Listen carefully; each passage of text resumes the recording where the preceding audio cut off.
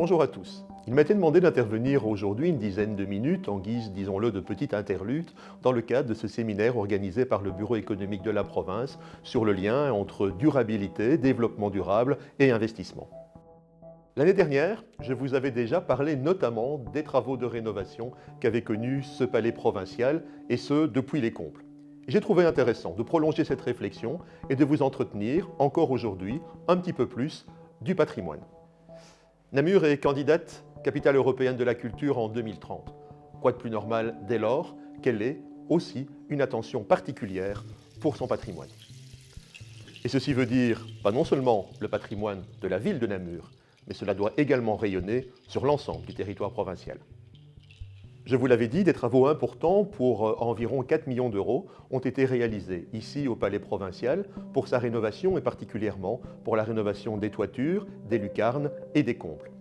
Des travaux de réparation, des travaux de rénovation, des travaux d'assainissement, mais aussi des travaux de restauration de ce patrimoine particulier qu'est le cadran et le mécanisme de l'horloge du Palais provincial.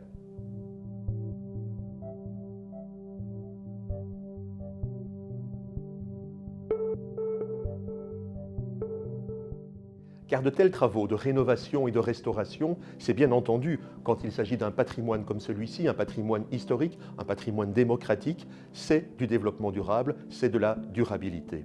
Mais il nous faut maintenant aller plus loin. Les défis sont encore nombreux et importants, et il convient maintenant également de s'attarder à une durabilité énergétique. Car s'il est vrai qu'un travail important a été fait, que beaucoup d'énergie y ont été consacrées, le chemin ne s'arrête pas là. Il reste encore beaucoup à faire. Et je ne veux pas jouer les implorés, mais je pense que le palais provincial vaut bien que maintenant, on s'attarde à la décrépitude de ses façades, on s'attarde à la balustrade qui donne sur la place Saint-Aubin, on s'attarde à l'intérieur des salons dans certains cas, on s'attarde aussi à la sécurité des occupants quand on voit que ça et là, les plafonds s'effritent. Alors arriver à relever tous ces défis nécessitera bien sûr de l'énergie de partenaires, de l'énergie de bonne volonté, de l'énergie d'amoureux de ce palais provincial. Et sans doute qu'un séminaire comme celui-ci, organisé par le BEP, est une occasion rêvée pour pouvoir lancer un appel à continuer nos efforts, un appel à ne pas baisser les bras, un appel à continuer à se préoccuper du destin, du futur de ce palais provincial, un appel à faire en sorte qu'il puisse traverser le temps. Nous sommes à présent dans le hall blanc du palais provincial pour une transition et un clin d'œil. Le clin d'œil d'abord. Ce clin d'œil, c'est l'alliance entre la tradition, entre les stucs des Moretti et la modernité de ces lustres faits à partir d'éléments de récupération. La transition, elle est à l'image de l'ambivalence de la fonction de gouverneur.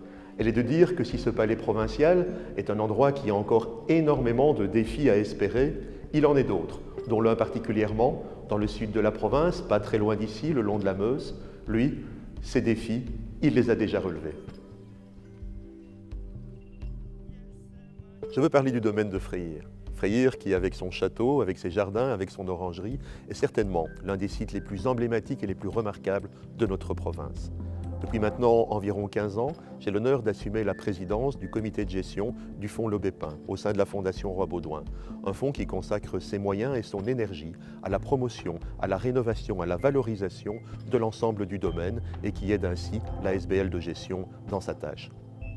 Si je vous parle de Freyr dans le cadre de ce séminaire et que j'ai dit il y a quelques instants que c'était un endroit où les défis avaient été relevés, précisément dans le domaine de la durabilité, dans le domaine de la gestion durable, c'est parce que j'ai la conviction que c'est le cas.